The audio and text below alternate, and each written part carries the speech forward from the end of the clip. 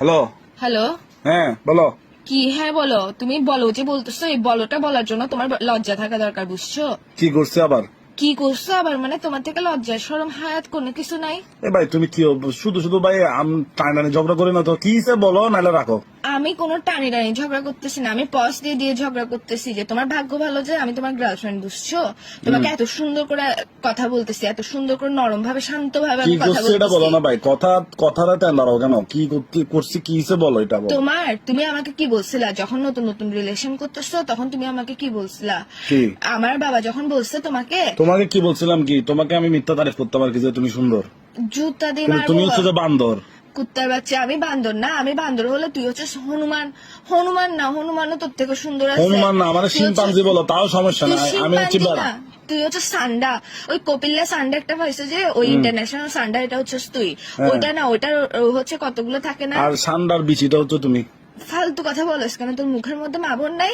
আমার মুখের মধ্যে বাবর না, আলাদা বাব্বাই আছে। এটা তো বড় কথা না, তো ভাষাগুলো এত বিচ্ছিরি কেন? তোর থেকে তো ভালো ভাষা তো ইউজ করে, ওই যে এটা নাম কি কি? করছি ওটা বলো। তুই যখন মানে রিলেশন হচ্ছে, তুই আমাকে কি বলছিস? আমি কোনো যৌতুক লাগবে না, আমি এক কাপড়ে নিয়ে আসবো তোমাকে, এক কাপড় আনবো। যে আমি যখন বলছি না আমি তো একমাত্র মেয়ে, আমার বাবা মা তো আমাকে এরকম এরকম করে পাঠাবে, তো তুই কি বলছিস? না কিচ্ছু লাগবে না আমার, আমি সিগমা বয়স। মাগ্গো মা, আমি এরকম বলছিলাম নাকি? আল্লাহ কত বড় মিথ্যুক তুই।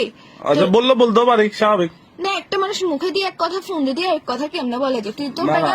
মানুষ ফোন দিয়ে পাগল হয়, তুই তো মুখ ফোনের মধ্যে লাগাই পাগল আচ্ছা হয়ে বলতেও গেছিস। পারি, এখন কি ইচ্ছে? কিসে মানে?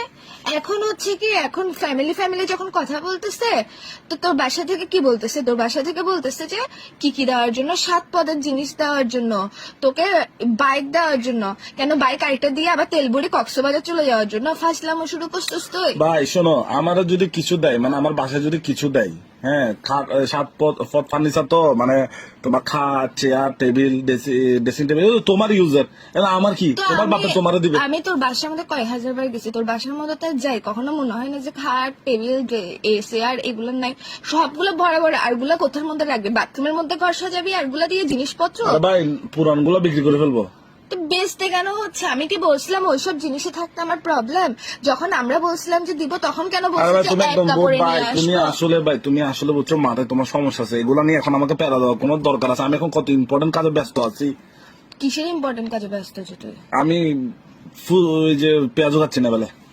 নেওয়ালে পেঁয়াজও খাওয়াটা মানে আমার এত ইম্পর্টেন্ট কথা থেকে তোর ইম্পর্টেন্ট? তোর ভাই রাখো তো, একটু ভালো লাগতেছে না। তুই আসলে বুঝছস একটা বজ্জাতের হাড্ডি। তোর হাড্ডি না, তোর হাড্ডি নাই, তুই হচ্ছে হাড্ডি ছাড়া বজ্জাত।